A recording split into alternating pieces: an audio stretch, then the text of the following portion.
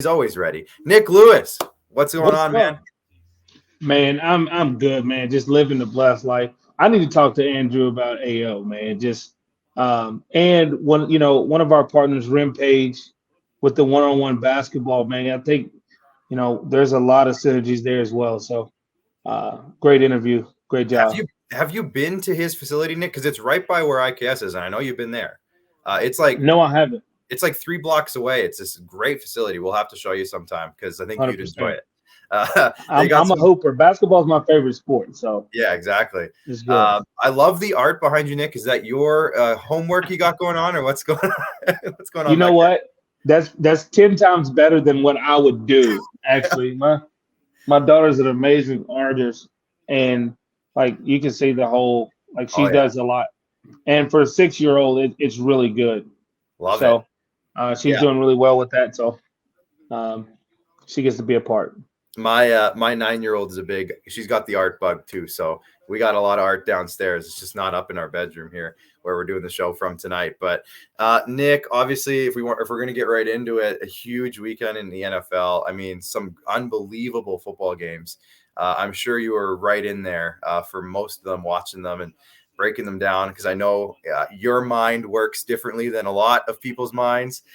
So tell me, let's start with the Bengals. The Bengals, I know I got my guy Chad Isaac watching. You know Chad, I think. He says, Yeah, yeah, yeah. Nick, what's up, bro? So What's up? Chad's checking in. He's Bengal fan number one when it comes to the SquadCast. So the Bengals beat the Titans. A, I guess, did you see it coming? And B, Yeah, I how picked did the it happen? Bengals. You I picked the picked the Bengals? Bengals to win. The Bengals are just so versatile.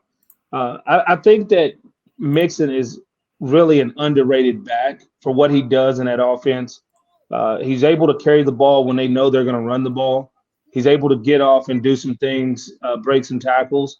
But then when you look at the emergence of Uzama at tight end to go along with Boyd and Higgins and Jamar Chase, I mean, who really has a better receiving core and quarterback like completely like that? I mean, maybe Buffalo, but Kansas City doesn't even have that, right? So I just looked at them and I was like, man, that's a dynamic offense. And then I see Derrick Henry coming back. I know what it's like to come back off an injury Yeah. early. And I tell you what, you can gut through it, you can play through it.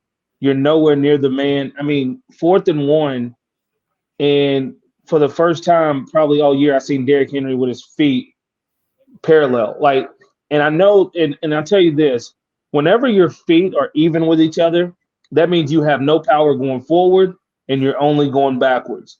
One foot in front of the other, carry power, meet force with force. If Derrick Henry could run, he definitely hop steps that guy that got pushed back, and he's gonna ram into the line and get the yard. But he can't do that, right? So kudos to him, man. I understand the level of commitment that it takes to come back from an injury like that, but to do it in that time frame, I knew he wasn't going to be healthy. Deontay Foreman, I mean, went from out of the league to having a job next year. I think he did a great job, but Julio Jones is pretty much a shell of himself at this point because of injuries. He can still make the dynamic play every once in a while. AJ Brown is amazing. Yeah. I think I was a slower AJ Brown at some point in my life, but no, he's an amazing athlete, makes great catches, the one-handed catch for the touchdown. But I just ultimately knew, like, Cincinnati gets after the ball. Yep. Defense, they fly around, they do things, and I just didn't think there was any advantage for Tennessee. When I looked across the board, I didn't say, okay, Tennessee's going to blow them away in this aspect, or Tennessee's going to blow them away here. No, I just seen two teams that it could pretty much go either way, but it was probably closer than it should have been. Cincinnati probably should have won that game a little bit better, easier than that. There you go. Just a quick shout out here, Fatherhood Confessions. He's my guy from TikTok. Shout out to him. Thanks for popping over on YouTube. And Nik, this is for you. Janelle says, is it just me or is Nik one of the most handsome men to ever exist? That's her words. Just saying. I like to think so. I'm a little overweight right now, but Hey, I look at myself like shallow Hal though. I don't feel as big as I actually am, and I think that's my problem. Like I look in the mirror and be like, damn, I ain't really gained no weight. And then I see myself on camera. And I'm like, damn, I did. It's just more of you to love, Nick. That's my slogan. I'll get it back. That's my life slogan. Just more of you to love. But thank you, Janelle. Thank you, Janelle. Absolutely. My dad always talks about, you got to have a tool shed to cover your tools. Exactly. Yeah. Exactly.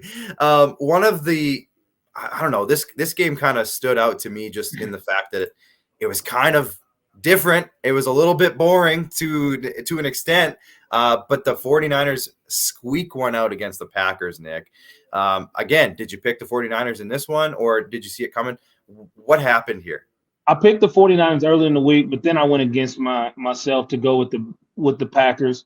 Yeah. But here's the biggest thing that I see. Nobody fears Aaron Rodgers in the playoffs. Like, it's not like nobody says, hey, I don't want to play Aaron Rodgers in Green Bay. Right. You see Pat Mahomes, like, I don't want to play Pat Mahomes in Kansas City. I don't want to play Josh Allen. I don't want to play these young guys. But nobody's like, I don't want to play the Packers in Green Bay. As great as Aaron Rodgers is, he doesn't strike fear in anyone. And it's almost like he shows moments of greatness and he shows his tool set. But then sometimes he's just like an average quarterback, right? You can't really tell the difference between Aaron Rodgers half the time and Herbert. And when I say that, it's like you can't just throw the ball up to Devontae Adams all the time. And I think that a lot of the distractions off the field just continue to carry over. And, I just didn't see them being a dynamic team. I mean, you have two running backs that are pretty good. I mean, Dylan's a nice changeup. But outside of Devontae Adams, I just don't see them going out there and just tearing you up unless you just have a bunch of defensive breakdowns. Well, and we've seen the 49ers got after the Cowboys with that front four. So that means they had more men that they could commit to the back end to stopping Adams and the rest of those guys. Randall Cobb came back off injury too. Yeah, you can attest to this, Nick. I think once you get into the situation where you see these receiving numbers, 2 guys with 9 catches, 2 guys with 1 catch, 1 for 0 yards with Mercedes Lewis, and then nothing. I mean, even a guy like you who is the CFL reception king, I think you would attest to, you need to spread the ball around a little bit more, or else guys can just start shutting you down. Was that the case here? 100%. And I think going into the playoffs, well, I know from my previous experience going into the playoffs, teams, they try to allow you, if you can beat me mentality, right? These guys have to beat us. Devontae Adams is not going to beat us. He might get 9 catches, but they're not 9 catches down the field, right? He might get 7, 8-yard catches where he can turn it into 12. He might get a couple screens. That's fine, but he's not getting the ball down the field. You can't beat me with a deep play in Devontae Adams. As you can see, he had 2 DBs that had a better chance to catch the ball than Devontae, right? And whenever you play top down in the playoffs, that hey, you're not going to get by us. If you want to run the ball all day, then that means Aaron's not getting in a flow. And that's why I never really liked the Packers to really contend with some of the caliber of teams that's really still left. Right. Yeah, absolutely. And now there's going to be all this drama around Aaron Rodgers in the offseason because, there was a lot last year and he came back and it's just going to be the same or if not more. And we can talk about that on a whole other show if you want. But I don't know. Do you think Aaron Rodgers is going to go somewhere else and make another push somewhere else, or what's his deal in the offseason? Honestly, I look at it like this. I think Aaron needs to go somewhere else.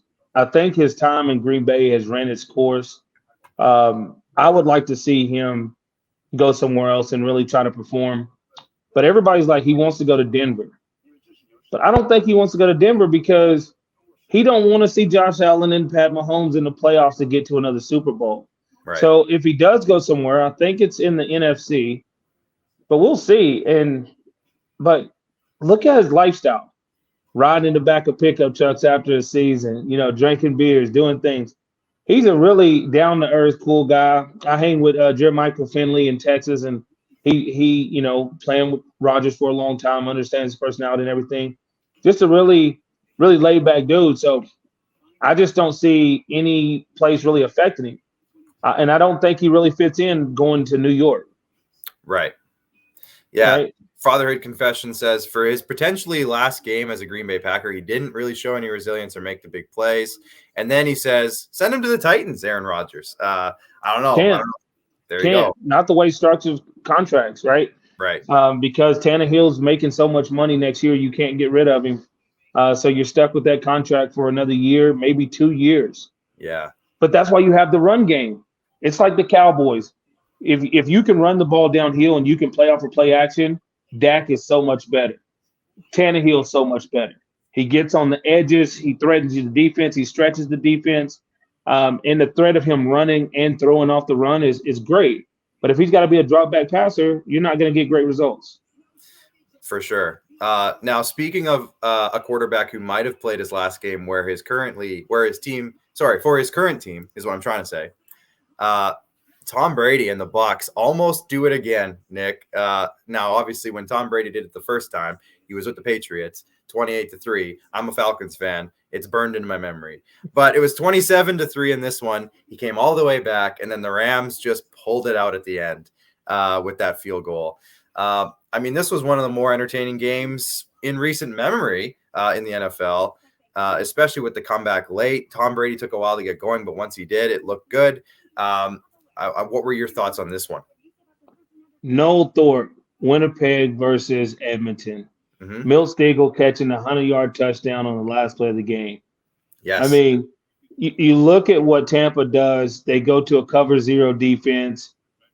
Winfield gets caught looking in the backfield, thinking that there's no reason that he's going to go deep, that he's probably going to break across his face, and he's got a break on it. And Cooper Kupp never broke stride. It's really interesting because Matthew Stafford talks about run for the love of the game, and that's a real thing. You actually say that in meetings, like, you're running for the love of the game in this one because all you're doing is clearing space for somebody else to get the ball. But for him to run it like that in the fourth quarter with the game on the line shows you the type of mentality that Cooper Kupp has and the type of respect he has for the other receivers. And you deserve to get a ball like that sometimes when you play for your other guys like that. But, it's just really interesting to see what Tom accomplished this year at 44 years old to go out there, probably number 2 in the MVP vote, gave him a chance to win every week, gave him a chance to win in the playoffs, did what he could do with a limited roster. Look how many guys they had out. He had Godwin out. Like, you have so many guys out. Fournette came back, played well, but he's still hurt. Guys come back, but they're not healthy, right? Yeah. He made some good runs, but overall, he's just not healthy. And when you're not healthy, you can't carry the ball the way you need to carry the ball as many times, right? So I look at Tom's situation as Tom's coming back unless the Bucs can't put a championship team around him, right? It's encouraging to go last year and to say, we won the Super Bowl, I could walk away. No, everybody's resigning. Why would I walk away when we got the same team coming back, right? So now Tom's not going to come back to win 6-7 games or to, hope to win that division, especially if Aaron Rodgers leaves, right? Peyton's out of New Orleans. Aaron Rodgers is, if he leaves Green Bay, right? Could be a whole shakeup. 1777 memorabilia says the Rams MVP was the refs. So, I'm not one to blame the refs for any sport, especially when it gets into hockey. People blame refs all the time, and I hate it. But obviously, refs can play a role to change the momentum of a game. Did you think that was the case in this Rams-Bucs game? No, not to the degree of the outcome of the game. I think refs do make some calls, but I think they make calls that go both ways, right?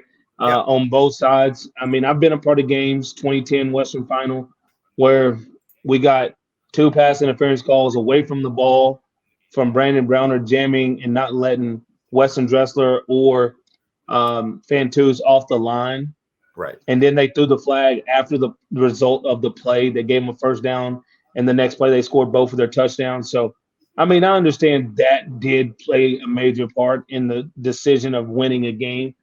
But overall, I just don't think the refs play too much of a part. As long as you're consistent, right? They can't call holding every play. They can't call every call because at the end of the day, the game would just not be. It would be stagnant. Yeah. But they have to be the ones to fluctuate and say, okay, how do we make this even while remains consistent? Yeah. The final game, again, another just absolute crazy game. The Chiefs end up squeaking past the Bills. Again, another one that just kind of came down to it. Overtime, obviously. The overtime rules are a huge controversy now, as it is every time the NFL goes into overtime. I see you have some thoughts already. Give me your thoughts on this. I mean, keep them out of the end zones. That's the only thing. The only way the game can end if you give up a 2-point conversion or you give up a defensive touchdown score or you keep out of end zones. I'm a major, like, if I'm in the NFL, I take the ball second, especially if I trust my defense, because now I can win by a field goal. Right. Well, if I get the ball first, I can't win by a field goal. And the other team gets 4 downs until they get in the field goal range. Right? Yeah. At least let me be that team as long as we can keep them out of the end zones. Right. Yeah. Right. I think it's really rough when you look at the whole situation. You would like both teams to get the ball, but I mean, they went down and scored on a drive. You gave up 44 yards in 2 plays before field goal with 13 seconds on the clock. I mean, I just don't understand the defensive philosophy that they played by that last drive, because you have so many guys deep, and like, why? People are back there. If the ball's in the air, it's only 2 people going to be around the ball anyway. So why are you putting everybody deep? Spread them out. Put somebody inside out on Travis Kelce. Put somebody inside out on Tyreek Hill, and put 3 guys over the top. Yeah. That isolates the whole situation. And plus, you gave them, like, Tyreek to get 20 yards on the first play just because you give up that. And if you remember, I think it was probably 2 or 3 years ago, they ran the same play at the end of a half to score a touchdown. And Tyreek caught it, went across the field, and went up and scored the last play of a half, right? Because they thought they were going to throw a Hail Mary. Yeah. There you go. You got to watch film, man. Got to watch the film. That's what I'm telling you. That's why we bring Nik Lewis on, because he watches the film.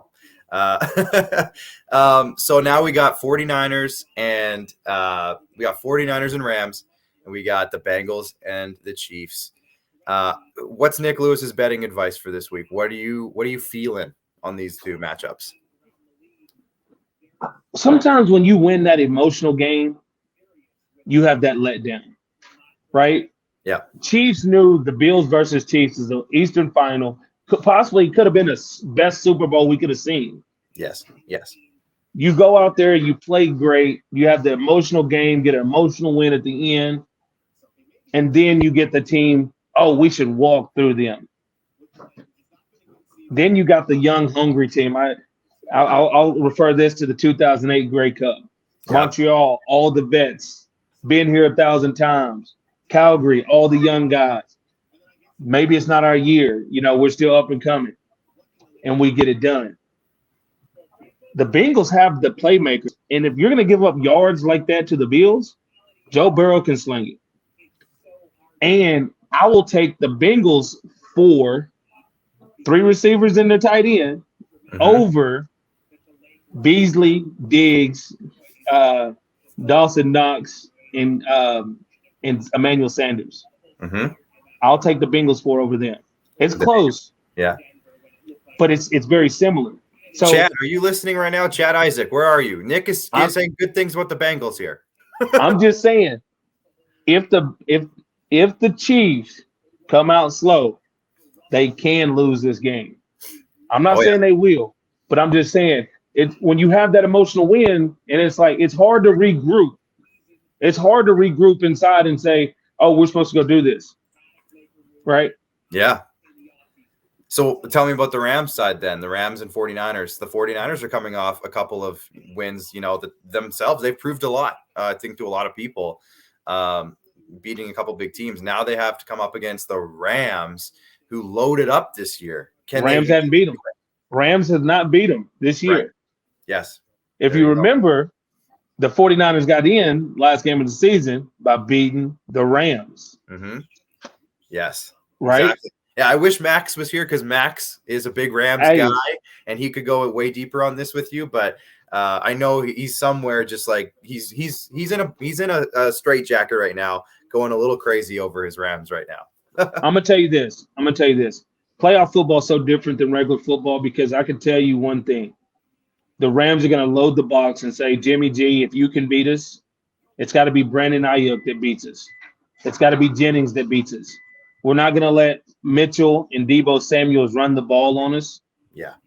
And we don't want you to get your play action game started, just like we were talking about earlier with Dak Prescott and Tannehill. Garoppolo gets in that play action. They're able to take some shots down the field. The running game gets going. If the San Francisco can stay in third and medium, 5 or less, they're hard to beat because you can run it or you can pass it now. And there's so many great athletes on that offense, right? They just keep getting hurt every week. So I don't know who's going to suit up. But I'm going to tell you, I'm going to take the Rams to beat San Francisco for the first time this year. And last week I had Rams, Bills, Super Bowl. This week I got Rams.